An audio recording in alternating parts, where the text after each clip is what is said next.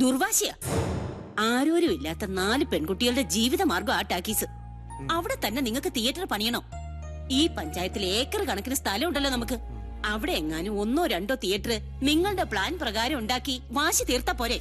നിനക്കതൊന്നും പറഞ്ഞ മനസ്സിലാകുകയല്ല. എടീ, 90-ാം വയസ്സിൽ എന്റെ അപ്പാപ്പൻ കർത്താവിൽ അഭയം പ്രാപിച്ചതോടെ ടാക്കീസ് എന്റെ അപ്പന്റെ കയ്യിലായി. പിന്നെ അങ്ങോട്ട് ഓരോന്നായിട്ട് ക്ഷയിക്കാൻ തുടങ്ങി. അവസാനം വിമലയുടെ അപ്പുപ്പൻ എന്റെ അപ്പന്റെ കയ്യിൽ നിന്ന് നിസാര വിലയ്ക്ക് ടാക്കീസ് ഒക്കെ കൈക്കലാക്കി. ഇന്നിപ്പൊ ഞാനും അമേരിക്കയിലുള്ള എന്റെ അനിയൻ സിബിച്ചനും കൂടെ കഷ്ടപ്പെട്ട് കൈവിട്ടുപോയ പ്രതാപം വീണ്ടെടുത്തപ്പോ എനിക്ക് തോന്നിയൊരു ചെറിയ ആഗ്രഹം, ആ ടാക്കീസ് തിരികെ പിടിക്കണമെന്ന്. അതിനു വേണ്ടി എന്ത് വൃത്തികെട്ട കളിയും ഞാൻ കളിക്കും. എന്റെ മാതാവേ, ഇത് ഞാൻ ചെയ്യുന്ന ഒരു ദുഷ്കർമ്മത്തിലും ഞാനും എന്റെ മക്കളും പങ്കാളികളല്ലേ? മുതലാളി, മുതലാളി, മുതലാളി, എവിടെ പോയി കിടക്കണം? മുതലാളി, സോറി. എവിടെ നോക്കിയോടെ വരുന്നത്? ഒന്ന് കോളിംഗ് ബെൽ അടിച്ചൂടെ? രാവിലെ 2 റം അടിച്ചാ പിന്നെ കോളിംഗ് ബെൽ അടിക്കാൻ തോന്നൂല. മുതലാളി എവിടെ? അകത്ത്. ദൈവമേ, മുതലാളി അകത്തായ? എപ്പോ? എടോ, അകത്തെന്ന് പറഞ്ഞ മുറിയിലുണ്ടെന്ന്. ആ, ഞാൻ വിചാരിച്ചു മുതലാളി ആ പിള്ളേർക്കൊപ്പം അന്തർലായിന്ന്. ഒന്ന് ഒതുങ്ങിന്നേ. ആ, എക്സ്ക്യൂസ് മീ. മുതലാളി, സംഗതി ഇപ്പൊ പ്രശ്നമായേനെ. എന്താ? നമ്മ മഹാരാജ ടാക്കീസിൽ ബഹളം ഉണ്ടാക്കാനായിട്ട് കുപ്പിയും കാശും കൊടുത്തു വിട്ടില്ലേ? ആ കരടി അജയനെ കൂട്ടരെ അവരെ പോലീസ് പൊക്കിന്ന്. നിർത്തടാ. ആർക്ക് വിട്ടോ? ബാക്കി കാര്യം നമുക്ക് നാളെ ഡിസ്കസ്. ആരെങ്കിലും നിൽക്കുമ്പോഴാണ് നിങ്ങളുടെ കാര്യം വിളിച്ചു പോകുന്നത്. അയാൾ എന്ത് വിചാരിച്ചു കാണും? ഞാൻ പോയി ചോദിച്ചിട്ട് വരട്ടെ അയാൾ എന്ത് വിചാരിച്ചു കാണും. ഞാനാ മണ്ടനാ? ഭാഗ്യത്തിന് മുതലാളിയുടെ പേര് അവർ എസ്ഐയോട് പറഞ്ഞില്ല. രക്ഷപ്പെട്ടു. നല്ല ഗുരുത്വമുള്ള പിള്ളേരാ. അപ്പൊ എന്നെ സമ്മതിച്ച. ഇങ്ങനെ നീ വേഗം ഒരു കാര്യം ചെയ്യ, നമ്മുടെ വക്കീലിനെ വിളിച്ച് പിള്ളേരെ ഇറക്കാൻ വേണ്ടി ഏർപ്പാടൊക്കെ ചെയ്യും. അല്ല മുതലാളി, ആ വിമലക്കെട്ടൊരു വേല വെക്കാൻ ഇത്രയും നാളായിട്ട് കാശും ആളെ ഇറക്കിയിട്ട് ഒന്നും ഏക്കണില്ലല്ലോ. നീ കണ്ടോ? അവസാനത്തെ ബോംബ് പൊട്ടുന്നവരെ ഞാൻ കളിക്കും. എന്നാ പിന്നെ അവസാനത്തെ ബോംബ് ആദ്യം പൊട്ടിച്ചൂടി. അതൊക്കെ ഞാൻ പൊട്ടിച്ചോളാം. അവിടെ ഷോ തുടങ്ങാൻ സമയമായി. നീ ചെല്ല്. ഓ, നേരെ ഇന്ന് വെള്ളിയാഴ്ചയാണല്ലോ. ഇന്ന് അവിടെ ചിലതൊക്കെ സംഭവിക്കും. ആ മുതലാളി, കടയിൽ സാധനങ്ങളൊക്കെ തീർന്നുപോയി. ആ കേശവന്റെ കടയിൽ നിന്ന് മേടിച്ചോടാ. കേശവന്റെ കട എന്നാലും കാശായിട്ട് തരില്ല.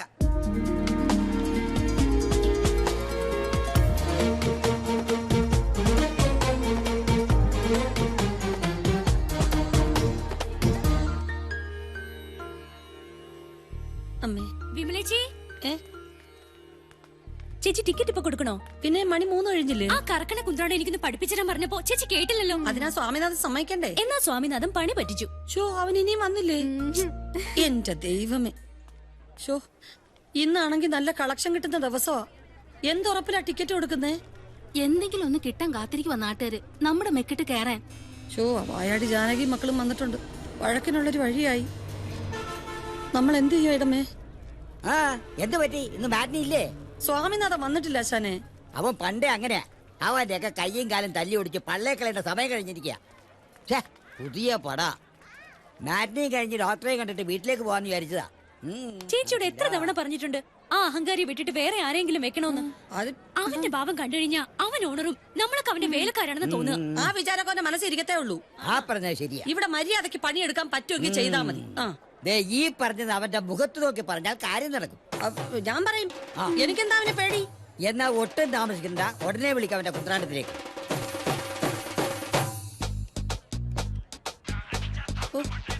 പണ്ടാരക്കാരൻ ഇവൻ എടുക്കുന്നില്ലല്ലോ. ബെല്ലടിക്കുന്നുണ്ട്. ഒന്ന് മാറിക്കുക, കാരണം ചാകാറായല്ലോ. ഹലോ ഹലോ, എന്താ നീ ഫോൺ എടുക്കാത്ത? ഇവിടെ ഒരു രക്ഷയില്ല, ഭയങ്കര തിരക്കാ. മതി മതി മതി, 2:30 തുടങ്ങേണ്ടതാ. ഇപ്പൊ മണി 3 കഴിഞ്ഞു. ഇവിടെ 3 മണിയായി. 3 മണിക്കുള്ള ഷോ 3:30 ആയെന്നോർത്തപ്പോ ആകാശം ഒന്നും ഇടിഞ്ഞു വീടില്ലല്ലോ. സിനിമാ തിയേറ്റർ അല്ലേ, ഓപ്പറേഷൻ തിയേറ്റർ ഒന്നും അല്ലല്ലോ. ഈ സിനിമാ താരങ്ങളൊന്നും ഫിലിമിൽ നിന്ന് ഇറങ്ങി ഓടുവൊന്നുമില്ലല്ലോ. ഈ ചേച്ചി പറയുന്ന ഓപ്പറേഷൻ തിയേറ്റർ ഒന്നും അല്ലല്ലോ, സിനിമാ തിയേറ്റർ അല്ലേന്ന്. പിന്നെ വലിയൊരു നാക്കുള്ളതുകൊണ്ട് ജീവിച്ചു പോയിക്കോളും. എന്ത് പറഞ്ഞു മോളെ? വന്നോണ്ടിരിക്കാന്ന്, ഉടനെ എത്തും. ഓ, സമാധാനായി. ഒരയൽവാസി എന്ന നിലയിൽ എനിക്ക് ആദ്യത്തെ ഷോ തന്നെ കണ്ടില്ലെങ്കിൽ വലിയ പ്രയാസമാണ്. കുറെ കാലമായിട്ടുള്ള ശീലല്ലേ. തുടങ്ങുന്നതിന് മുമ്പ് ഞാൻ വരാം. മോളെ, എന്റെ സീറ്റ് ചില സീറ്റ് അറിയാലോ, ഒഴിച്ചങ്ങിട്ടേക്കണേ. അത് ഞാൻ ഏറ്റു. അതിനെ ടിക്കറ്റ് വെക്കാനുള്ള ഏർപ്പാടുണ്ടാക്ക്. ആൾക്കാരൊക്കെ നിൽക്കുക. ഞാൻ പിള്ളേരെ വിളിച്ചോണ്ടേ. ഓ എന്റെ ദൈവമേ, ഒരു ടാക്സി നടത്താൻ പെടുന്ന പാട്. ആ റെക്കോർഡ് ഇട്ടല്ല, കാണിച്ചു തരാ. ഈ മഹാരാജ ടാക്സി കയറി പണം കാണേണ്ട വല്ല കാര്യമുണ്ടാ? ഇവിടെ നിന്ന് 4 ദോശയും 2 ഓംലെറ്റും കഴിക്കുന്ന ഈ ആരോഗ്യത്തിന് നല്ലതല്ലേ? അല്ലാതെ കയ്യിൽ നിന്ന് കാശ് മുടക്കി ടിക്കറ്റ് എടുത്ത് മൂട്ടകടിയും കൊതുകടിയും കൊള്ളേണ്ട വല്ല കാര്യമുണ്ടാ? പോരാത്തനി എലി ശല്യം വേറെ. എലിയുടെ കടി കൊണ്ട് എത്ര പേരെ ഇടങ്ങേറായെന്നറിയാമോ?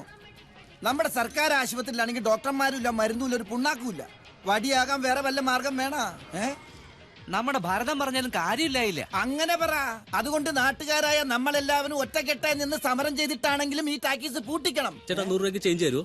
എന്തിനാ? ബൈക്ക് പാർക്ക് ചെയ്യാനാ. പടം കാണാൻ വന്നതാണല്ലേ? അതെ. നിങ്ങളെ കണ്ടപ്പോ 6 മാസം മുമ്പ് നടന്നൊരു സംഭവം ഞാൻ ഓർത്തുപോയി. അന്ന് ഇതേപോലെ മാറ്റിനിക്ക് ഇതേ പ്രായത്തിലുള്ള 2 പിള്ളേര് ചില്ലറക്കായി ഇവിടെ വന്നു. മാറ്റിന് തുടങ്ങി ഒരു അരമണിക്കൂർ കഴിഞ്ഞപ്പോ തിയേറ്ററിനകത്തുനിന്ന് ഭയങ്കര ഒരു ഒച്ചയും ബഹളം കേട്ടു. ഞാൻ ഓടിച്ചു നോക്കിയപ്പോ 2 ശവശരീരങ്ങളായിരുന്നു. എന്റെ കയ്യിൽ നിന്ന് ചില്ലറ വാങ്ങിപ്പോയ ആ 2 ചെറുപ്പക്കാരുടെ വിറങ്ങലിച്ച ശവശരീരങ്ങളായിരുന്നു. എന്തുപറ്റി? കടിച്ചു. ആര്? വെമ്പാലമൂർഖൻ. എന്നിട്ട് വിനോദയാത്ര സിനിമ കാണാൻ വന്ന പിള്ളേരെ വിലാപയാത്ര കണ്ടുകൊണ്ടാണ് ഞാൻ പോകുന്നത്. ഒരു കാര്യം ഇപ്പൊ മനസ്സിലായി. നിങ്ങളെയൊക്കെ വിഷമുള്ള പാമ്പ് ഈ ടാക്കീസിൽ എന്തായാലും ഉണ്ടാവില്ല. എന്നാ പിടിച്ചേ, ചില്ലറയില്ല. പോ ചെല്ല് പോടാ. ഒരു നല്ല കാര്യം പറഞ്ഞു കൊടുക്കാന്ന് പറഞ്ഞപ്പ വന്നേക്കണ്. ഒരു വിധത്തിൽ നിന്നു. വാ വാ, ഇന്ന് ഷോ നടക്കുന്ന എനിക്കൊന്ന് കാണണം. സ്വാമിയേ ശരണമയ്യപ്പ. ഇങ്ങോട്ട് നോക്കണ താടി. നീ ആർക്കിട്ടാണ് ശരണം വിളിച്ചെന്ന് എനിക്ക് മനസ്സിലായി. ഒരു കാര്യം ഞാൻ പറഞ്ഞേക്കാം. ഇനി എനിക്കിട്ടെങ്ങാനും നീ ശരണം വിളിച്ച നിന്റെ മുതലാളിയുടെ കാലും കഴിയുമ്പോ ഞാൻ ഓടത്തുള്ളൂ. എടാ കോപ്പറേറ്ററെ, ഈ ചന്തയുടെ കൈകൊണ്ട് നിന്നോട് മറുപടി പറയാൻ അറിയാൻ പാടില്ല. നീ പറയടാ. നീ അധികം നാളിവിടെ പണിയെടുക്കില്ല. ഇതിനകത്ത് തൂങ്ങി ചത്തിട്ടാണെങ്കിൽ ഈ ടാക്കീസ് ഞാൻ പൂട്ടിക്കും. ടാക്കീസ് പൂട്ടില്ലടാ, പക്ഷെ നിന്റെ ഈ പേട്ട് തട്ടുകട പൂട്ടും. പോവാടാ. എന്താന്നറിയോ, മാറ്റിന് തുടങ്ങാൻ സമയം. നമുക്ക് ഇന്റർവെല്ലിൽ കാണാടാ. മിക്കവാറും ഇവന്റെ കൈ ഞാൻ തല്ലി ഒടിക്കും. പിന്നെ ഇവൻ എങ്ങനെ സിനിമ കറക്കുന്ന എനിക്കൊന്ന് കാണണം.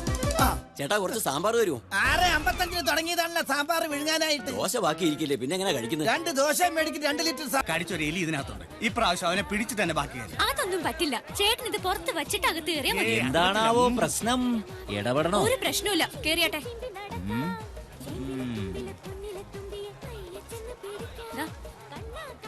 ഞാനെന്താ ചെയ്യണ്ടേ? കേറിപ്പോ. സിനിമ എങ്ങനെയുണ്ട്? ഉഷേ, അമ്മയ്ക്ക് എങ്ങനെയുണ്ട്? കുറവുണ്ട്. രമയുടെ കല്യാണം അറച്ചല്ലോ. അടുത്ത ചിങ്ങത്തിലാ.